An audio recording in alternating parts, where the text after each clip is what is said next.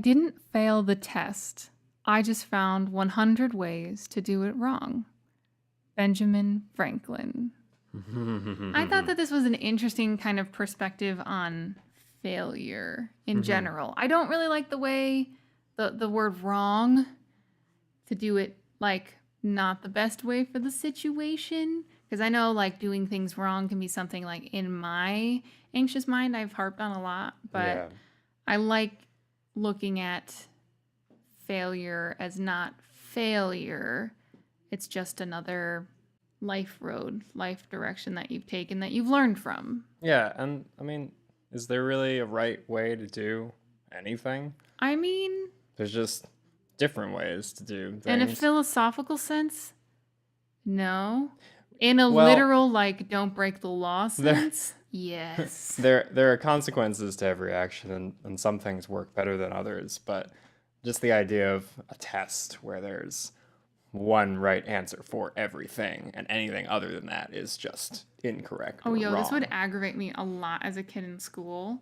I would, like, meet with teachers on tests after class and defend my points. And they would be like, oh, yeah, you're right. I made the mistake, though, of raising my hand and doing that in class once because we went over the test together as a class, which was weird. Mm-hmm. And I defended my point, and she was like, well, I agree, but now I'm going to have to give everyone who got that answer wrong correct. And I was like, dang. Too much. Yeah. I fought for what I believed in. I don't know. Yeah. We got a little deep a little early. Anyway. Mm-hmm. Hello! And welcome back to another episode of Positivity. This is the Feel Good podcast where we bring you good vibes by the spoonful. I am your host, Miss Mary Lou Ryan. I'm also your host, Jacob Kahn. Heck yeah. Heck yeah. Welcome back to another week of good feels, everybody. Of goofing and smiling and being happy about things. I know. I was just saying before we started, I was like, I'm really glad that we have like a scheduled weekly, we must talk about happy things for like a half an hour or whatever. 30 minutes of smiles. Yeah. 30 minutes of smiles and good brain juju. Speaking of good brain juju, what is this magical brew? Yo. So, my friends at T-Spectral hooked me up. If you guys don't know about T-Spectral, I think we've had their forest blend twice on the podcast. Oops. For sure.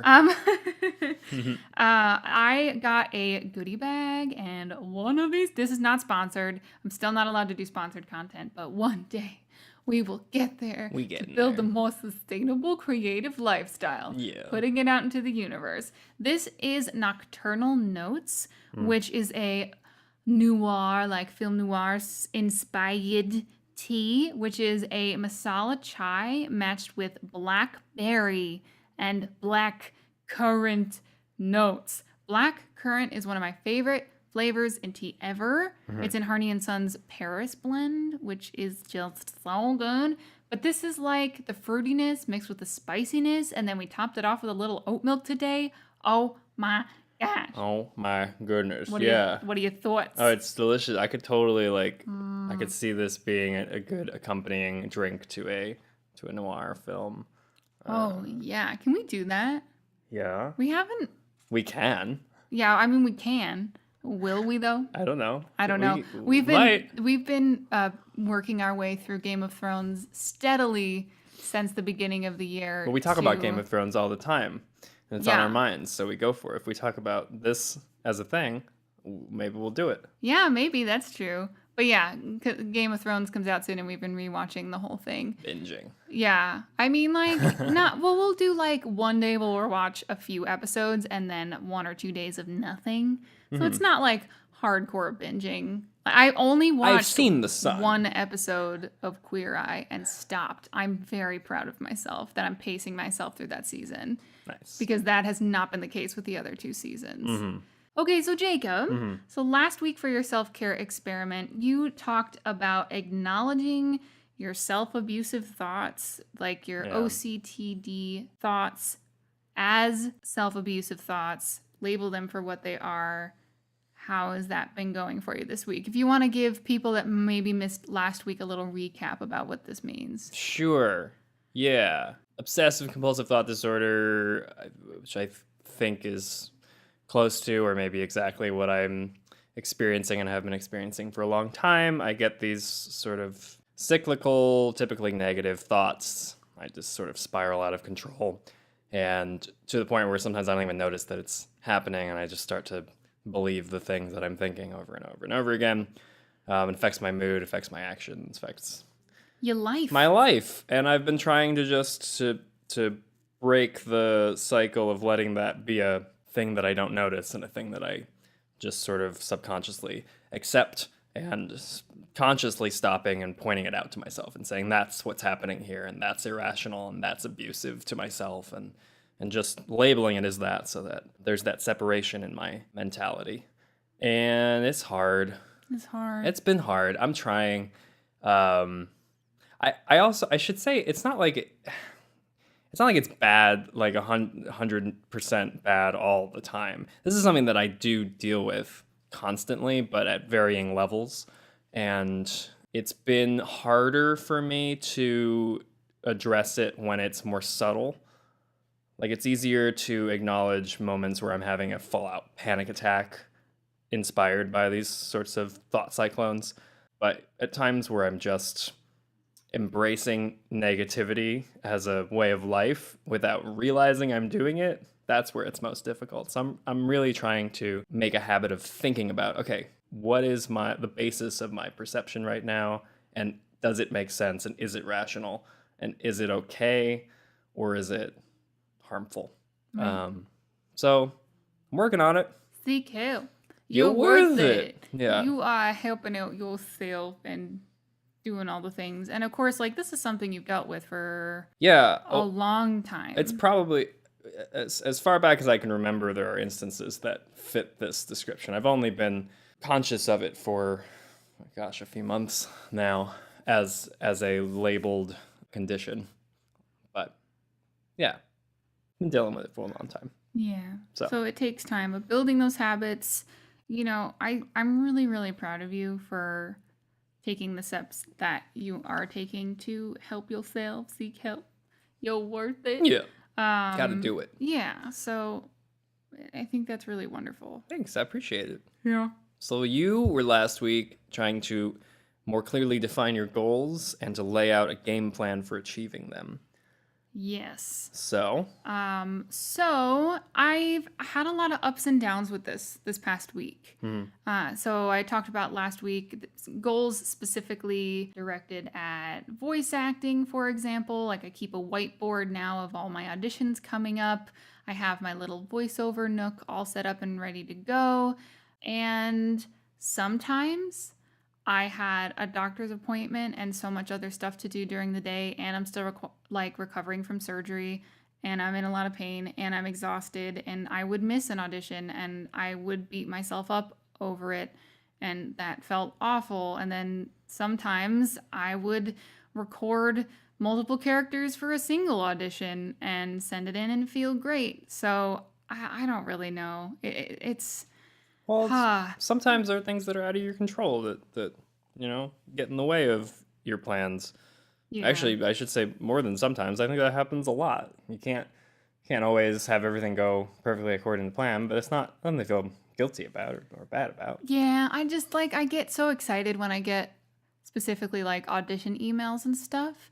Yeah. And then if life happens and I can't, I physically can't do it, then I feel a little sad because I really want my goals. But on a positive note, we had a very exciting meeting this week that we can't talk about for exciting things to come. So in some senses, it was great. I sent in some awesome auditions that my agent was super thrilled with. Mm-hmm. I feel like I'm back in the game. We had some exciting developments this week, but also I'm trying not to beat myself up about it, which is hard. Practicing self-compassion is a thing I'm working on. No, you say it works, but it's something you're still working on. Yeah, exactly. And yeah. I think having at least a system in place that I can always fall back on, even if I miss something for some reason, feels really good because it's not like I feel like I'm starting from scratch. I'm just picking up from where I left off. So that's good. That's great. Yeah. Yeah. I had a really rockin' couple auditions yesterday. Heck yeah, you did. So I'm really thrilled with those. And it was really fun to do. Like, I got to be some awesome ladies. So, hey, why not? Anyway, nice. So Jacob, what was your self-care experiment for this week? So this week I have decided. You have decided. I have determined that I will get rid of my credit card debt by the end of this year. Heck yeah. I'm going to do it. I just voice cracked everywhere. Heck yeah. Heck yeah. I know, like, obviously, it's not like I haven't wanted to do this in the past. Of course. But we're finally in a position now where we can maybe start to the thing is, save money. Like, for a long time, my savings goal has been focused primarily on, well, I'd like to move. And that took a lot longer to do than either of us expected. Yes. And I think I had just kind of resigned myself to credit card debt. It's just always been there. And it sort of felt like, well, it's not the most pressing issue. And if I have something that pops up that I wasn't expecting, I just put it on my credit card. Yeah, I already have credit card debt, so who cares? But I'm trying to make it a thing now where I'm not going to add to it for sure, unless, barring I've been noticing that crazy you have not circumstances. Been pulling it out. Yeah, I don't want to add to it anymore. And I also I want to, on top of paying the monthly payments that I've been making, I want to try and make daily payments as much as I can. And daily payments meaning I look at today and say, okay, well, how much do I need for this coming up and for this coming up and for today? What am I left with? I'm going to put it towards my credit card. And it's not a lot. I'm not talking about, just big payments here. Yeah, just setting aside little bits. Something between $5 and $15. But if I'm doing it every day, even if it's only the low end of that $5, that's still an extra $60 a month being at my credit card debt. Mm-hmm. Without me even really having to think too much about it. I'm hoping. There's only been 4 days that I've been doing this right now, but if I make it a daily habit, I'm hoping that it'll just kind of become a routine thing. Yeah, I'm really looking forward to being able to knock things out of the way by the end of this year. It's my big hope and dream. Right. So I think, I think that sounds great. Yeah, I'm proud of you, honey. Thanks. Yeah, I think looking forward we'll to make progress. So this is like setting a very long-term goal for yourself. Yeah, I guess. I mean, it's not like super long-term. It's short-term and long-term. I'm not letting it be an undefined goalpost. I'm trying to set the end of the year, which is still defining your goals and making a plan. It's That's like what I did last week. A ways away, and I have lots of time to work with, and that's great. But it's a date that I know is coming up. Yeah. So good for you. Looking forward to a real thing. Yeah. You're so great. Wow. Wow. So what about you this week? What have you been doing? Oh, this week. So this harks back to something I did super, super early on in the podcast. Yes. In the past, I had talked about not sleeping with my phone in the room. Just not even having it there. This was in the old apartment, and now the way the new apartment is set up, my phone is in the bedroom with me at night, but I still do not touch it once I plug it in, unless I turn on a meditation. That's it. I have like a once it's plugged in rule, you do not touch it. It is in sleep mode. This is relating back to that because my nighttime phone habits have basically disappeared completely. I've had it out of the room enough where I'm self-disciplined where I just don't pick it up at night. That's so great. Yeah, but now I'm trying to push that even further because I was noticing what would I do in the morning? Roll over. Pick it up. Check your Instagram. Check all the things. Check your Facebook. Check my email. Check your email. Yeah, all the things. And I'm like, I don't want this to be the first thing I see in the morning. That stinks. And also, like, a lot of it for me is like work. I keep up my Instagram with a specific grid and stuff. And yes, I still have fun, but a lot of it is marketing and such. And, I look at my email, which is mostly like voiceover stuff and channel stuff and work. And I was like, I don't want this first thing in the morning. That it just feels awful. And then you end up getting sidetracked, and then you're just scrolling through an endless abyss of nothingness. And I was just like, I don't want to do this anymore. So I have kind of made another condition for myself that I don't check my phone. Like, I do not unlock my phone until after I have eaten breakfast, which I have a few morning routines that I do before then. Wake up, snuggle with the kittens. I do a whole my morning face routine, all that stuff, tidy up a little bit if the cat's knocked something over. Which they do. Yes, my morning pills, then my breakfast. And then after breakfast, when I formulate kind of a plan for what I want to do with my day, then I check my phone. Doesn't that all sound way more interesting than I woke up and I checked my phone too?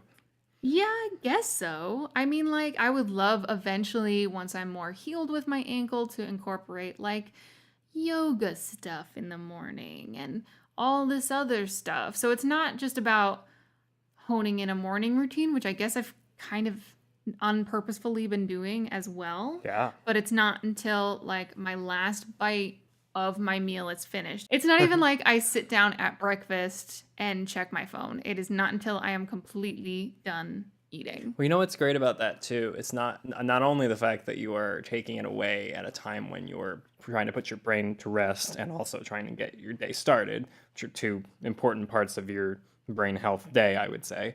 But also you have regularly, daily, scheduled time away from your phone too. Oh yeah, where and you I've disconnect been trying to purposefully not. I heard someone in a YouTube video recently use this term. I'm trying not to use my phone for social media, even if it is as a tool. I'm trying not to use my phone casually. I'm trying to use my phone actively. Yeah. More so. So I'm like, okay, now I am going to check my phone. I would like to be done with everything I have to do in 20 minutes if I can on all platforms. And then I'm just going to put my phone down and do the next thing on my list to do. You've even probably noticed that sometimes you'll text me and I just don't answer, and I always used to immediately respond. You did, and you haven't been, and that's fine. Yeah, I probably should turn the volume on when I'm doing this, because I know what the text message sounds like, and I don't even get notifications for like Facebook anymore. So that's one less thing popping up on my screen. Then I'm like, oh, I should check my phone. I'm also looking into investing in a watch, so that I don't have that excuse either. And also, I think watches are really cool, and it goes with my style. So I'm not like, oh, what time is it? Oh, I have a notification on my phone. Oh, let me go ahead and swipe in, and then you're just falling down the Instagram rabbit hole. So yeah, I do have an actual alarm clock in my bedroom with the little bells on top and everything. So I'm not dependent on my phone for an alarm. So I've freed myself from that, and now. Yeah, it's just been this whole like gathering momentum, using my phone actively and not passively. That's so great. And not until after breakfast. That was a long story. I need to take some cues from that and try it out myself. You want to try it with me this week? I should, yeah. Is it better for you to not you have an alarm clock? I do, yeah. I haven't used it in a while because I've just had my phone. Right, but you're also like, on your phone, you're in the habit of like setting 5 alarms in the morning. That's also true, which I can't do on my alarm clock. Just because I don't, Sleepy Me doesn't utilize snooze for some reason. I just shut it off and then go back to sleep. So I tend to just set 5 alarms 10 minutes spaced apart. We can coordinate. Like, I can set an alarm for like the give ourselves an extra half an hour time, and you can set an alarm for the okay, we've snoozed for a half an hour, you need to get out of bed alarm. Because they sound different, because they're different alarm clocks. That's true. That's true. I've also been better about getting up on my first alarm lately because of the cats. Because I wake up and the cats are on us, and I'm like, yeah. Hi. But not like the cats don't like do you need things? Curl up on our chests in the morning. Like maybe I'll find Mary sleepily snoozing in the crevice of like my knees or something. Yeah. But usually it's just like them playing, and they don't really pay attention that there are human bodies underneath the blanket at all. And all of a sudden I'll just feel little kitty cat paws all over my chest. I'm like, well, I have to get up anyway, so yeah. Thanks, cat. It's either they ignore our bodies under the blanket, or they treat our bodies like the blanket monster and try and catch the blanket monster's very popular, especially with Mr. Pippin, our little tuxedo. Anyway, we digress. So yeah, that was no phone after breakfast. I love it. Is what I wrote in my notebook, but I said a lot more. Community news. Welcome to our next segment of the podcast, Community News, where we take good news from you, the listeners. Yeah. We celebrate your general awesomeness, give you a little shout out, and, we celebrate big and small, all the things. I fluff and love this part of the podcast. Me and too. Y'all sent lots of good stuff our way this week. It was actually really hard to decide. Oh, yeah? Yeah. That's awesome. Yeah, which was great. So keep the good news coming. Please. Just because I don't get to you one week doesn't mean that I don't love what you're giving me. All right? We're listening. All right. Either way. Yeah. So actually, it was a Facebook week this week. For some reason, sometimes different social media platforms are just like, yes. Of course, you can connect with me on social media. I'm at Miss Mary Lou LU with underscores, most places on the interwebs. So I really look forward to seeing your good bits fly in during the week. That sounded weird, but you know what I mean. And also, PositiviTea, TEA podcast at gmail.com. Wow. We are wizards. Anyway, so again, all from Facebook. This first one is from Rachel E. And they said they had a sudden wave of writing inspiration. Ooh. More creative energy than 1 week can handle. Shoot. Don't you love when you're just like, it's almost like your little idea brain is struck by lightning and you're like, oh my gosh, all the ideas, blah, blah, blah, blah, blah, blah, blah, blah, and you can't get it out of you fast enough. It's just cascading and wonderful, beautiful, creative energy and ideas. And Rachel had one of those freaking weeks. I love it. Isn't that great? Yeah. I love, I'm just like, I get so much joy from seeing other people be excited and passionate about whatever it is that they're doing and seeing them succeed. It's just sometimes you ride the wave. Yeah, when you love to create and you can create a bunch, that's awesome. That's got to feel so good. Yeah, oh, absolutely. And I really think wave is an appropriate term. Sure. I talk about career-wise, idea-wise all the time, just riding the wave. Sometimes you have all the auditions and all the work and you're just doing it. And sometimes you got a lot of downtime. And how do you utilize that downtime? Are you learning? Are you recuperating? And when it looks like you're up at the top of a peak, ride that wave. Ride that wave, Rachel. I like that metaphor too. Because, waves, sometimes they're up, sometimes they're down, but they're always going back to the other. Yeah, it's cyclical, you know? It's a cycle of life. Don't get stuck. You move. Yeah. That's great. That's great. So, you go, Good Glen for Coco. you. Heck yeah. Fall for you, Rachel. You ride that wave of inspiration, and I cannot wait to see the beautiful things that come out of it. Yeah. Yeah. So you go. That's go. amazing. Incredible. Moving on. This is from Adina M. I have talked about Adina before. Hello, Adina. Phenomenally talented opera singer, young, just bursting with like this voice that's just unreal. So she says, finally a yes after so many rejections. I was accepted into a real summer opera program in Tel Aviv, and she can't stop smiling. Wow, that's awesome. I know. girl, sending hugs and feel goods and just like bow down to the opera goddess who didn't give up. For sure. Through all of those freaking rejections. Yeah. You know, and the fact that I think just as celebratory, Adina, is the fact that you continued to submit. You continued to audition. Totally. You continued to get yourself out there through rejection after rejection after rejection because you knew in your heart, this is it. This is what I'm born to do. This is the art and creativity that I need to put in this world. And all you need is one yes. Exactly. Yeah. There's no reason to stop trying. And you didn't. You didn't give up. And that's awesome. You didn't give up. Amazing. You got the gig. Also Congratulations. Amazing. Congratulations.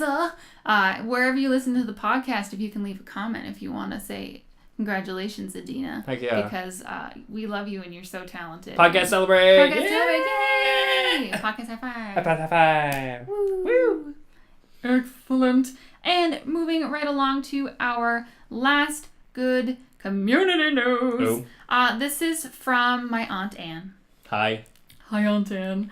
And this is like kind of partially a selfish community news. Okay. Because my aunt is going to be in Los Angeles in 2 weeks. Oh, yeah. Yeah. And she's really excited about it. That's awesome. Yes, absolutely. As a Christmas present this year, she and her husband are traveling down here for a film festival. They're going to walk the carpet. They're going to do the whole thing, be in Hollywood. She's a huge classic movie fan, just like me. I've gushed about this woman before, about how freaking wonderful she is and what an impact she's had on my life, even through years of separation. And I am so pumped that A, she's doing something that her heart just cannot contain, and B, because I get to see her. It's very exciting. Yes. For both of you. Yeah. Oh yeah. Like I said, this is like a partial me community news. Yeah. That my aunt is coming to town. It's my fantastic. fantastic aunt. No, And I just like I laugh so much when we're together, and it's just the best. Yeah. Yeah. Oh, and maybe she'll get to meet the Hobbit kittens. Well, yeah. Aunt Anne, I am so fluffin' pumped to see you, and I'm glad that the reason that you're coming to visit is to do something that fulfills your soul. Yeah. That's so exciting. What a generous gift from your wonderful man in your life. Warms my soul. I know. That's so nice. Absolutely. Yeah. Yeah. Good news, everyone! I have good news. It's good news. Yeah. This is the part of the podcast where we bring you a good news story, something from the media that's not sad. Again, important to stay informed. Yeah, but there's always good news. There's always good news. So, Jacob. Yeah. What did you dig out of the depths of the interwebs for us today? I'm excited to find out. Cool. Yeah. Yeah. Well, this is going to be a podcast first, I think, because I'm going to follow up on a story that I've already brought to you from last week. Oh, our little chess champion. If you recall, last week there was a story in the New York Times about a 8-year-old African refugee. His name is Tania Tuluma Adewumi, and he and his family have been in the U.S. for a little over a year. They're from Nigeria, right? Yes, he and his family are from Nigeria. They've been living in New York for a little over a year. They've been homeless for a little over a year. And he's been attending public school, and a little over a year ago began playing chess, a game he had never encountered before, had never played before. He learned the rules to it just over a year ago, and has since become an incredible, not even just for his age, but just in general, chess player. A chess genius. A wizard. Oh, wizard, as we like to say. Yes, Tani. Stealing championships and scoring at levels that are close to record levels. Yeah, ridiculously high. So... Oh, yeah? You have a follow-up? I do. Oh, how's Tani doing? How's Tani doing? Well, as a result, I think mostly from that story that I found, since last week, this is crazy, a GoFundMe for him and his family has raised over $200,000. He and his family have received multiple offers in various forms for housing, one of which they've taken, which is they are now residing in a 2-bedroom apartment.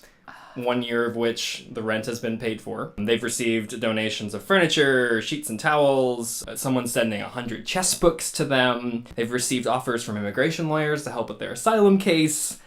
They've had film companies reach out to talk to them about making a movie about Tani. Here's where it gets nuts, though, right? Okay. $200,000 raised for them on GoFundMe. They're not keeping a penny of it. 10% of it they're donating to their church. The other $180,000 or so is being put into a charitable foundation, the Tania Tuluma Adewumi Foundation, to help African immigrants who are struggling in the United States. I know. It's just so crazy. For those of you that are listening, I've just been crying since you started talking about this. It's like it's so much goodness happened, and it's literally 7 days, and I could not believe it. Because you found that article, like, it was like just published that day. All the good things. His father, when asked why they made the decision not to keep the money, he drives for Uber, he sells real estate, he works 2 jobs, and he's been homeless for over a year now. And his response was that he wants to help others get on their feet since he feels that he is blessed already. I'm just like, I don't even know what to say. I was like even so affected by the story last week. Yeah. And just how incredible this kid and his family are. And yeah, they're immigrants seeking asylum. They're wonderful people. And they've been homeless. Homeless people, like, there's so much stigma around that, and right now, especially in the United States, there's a lot of stigma around immigrants, and which I just think is so silly. And these guys are just living their best life how they can and are filled with gratitude, and just to hear the way that the world has responded, it gives me hope. You know? Because, I was listening to the radio a lot this week, and again, it's good to stay informed, but not good to become drowned, and I was feeling a little drowned because there's a lot of stuff happening in the world right now. A lot of bad stuff in the world, sure. Yeah. But there are so many good people out there. That's incredible. And I'm going to drink some tea. Yeah, drink some tea. This is, good tears are good. Oh, good tears are good. Yeah. I just feel that so often we hear about people who have so much, who have done wrong, not paying for it. And it's so nice to hear a story about someone who has, in a material sense anyway, so little, but who clearly deserves so much, getting that. In their hearts, they already feel they have so much. Yeah. It's a reality check for a lot of people, I think, when you hear about wonderful people like that who wouldn't accept $200,000-ish, and they would do it to help others. Yeah. And create a foundation and all this other stuff. It's crazy. It's really nice to hear. And it's wonderful. Not just about, because I was really taken with the story last week. Mm-hmm. Anyway, but then also to hear the response to it. It warms my little heart. There's good things in the world. There are good things in the world. There are good people in the world. Well, you heard the article here, friends. We're on top of our good news, apparently. So we are going to be keeping an eye on Tani. Yeah. For sure. And I would love to hear any updates. Even if it's not the good news article, even if they're just mini updates. And then I want to know how this tournament goes. Me too. In May. Yeah. So that's very... We're rooting for you, Tani. We're rooting for you, Tani. Yeah. You and your wonderful family. Thank you for being you. Thank you for coming to this country and spreading your light and love. And I just... I'm cleaning up a little bit now. Well, I think I'm doing good. I'm messing up my new skin routine, though, that I've been trying. Nah. Adult acne is a thing. Natural moisture. Is it? I feel like salt is drying on your face. Yeah, it moisturizes for a second. And then it dries it up. And then it destroys. And your face turns into the salty sea. You could harvest some Himalayan pink stuff off of my face. I don't know. Anyway, thanks for that, Jacob. Yeah. And I think with that, we need to end the podcast because A, we've been talking for a while, and B, I need to blow my nose. Okay. Well, then I will not keep you any further before we go. Can you give us a good quote? Let me end it with this. Okay. Is it going to make me cry again? I don't know. Okay. Principles have no real force except when one is well fed. Mark Twain. Huh. Principles have no real force. Yeah. They're just ideas until you practice them, right? And invest in them. And commit to them. Yeah. One of my really good, really talented friends said to me once, she was like, everybody can have ideas. Everyone in LA certainly has ideas.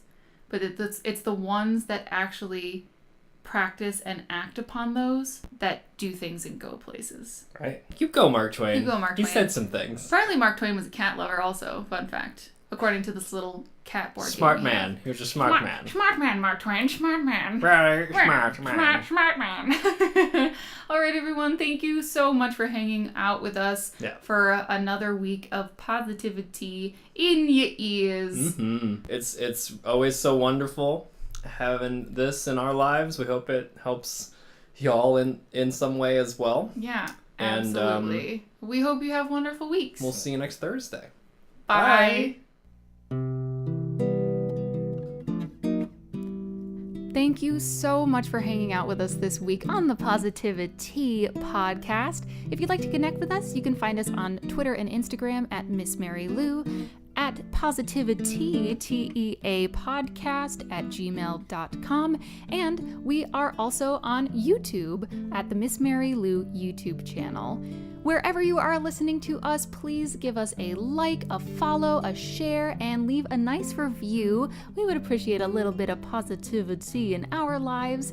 The logo design is by Hilda Meyer Post. The music is by my co-host, Jacob Kahn. I am your co-host, Miss Mary Lou Ryan, and I hope you have a wonderful week, and we'll see you on Thursday.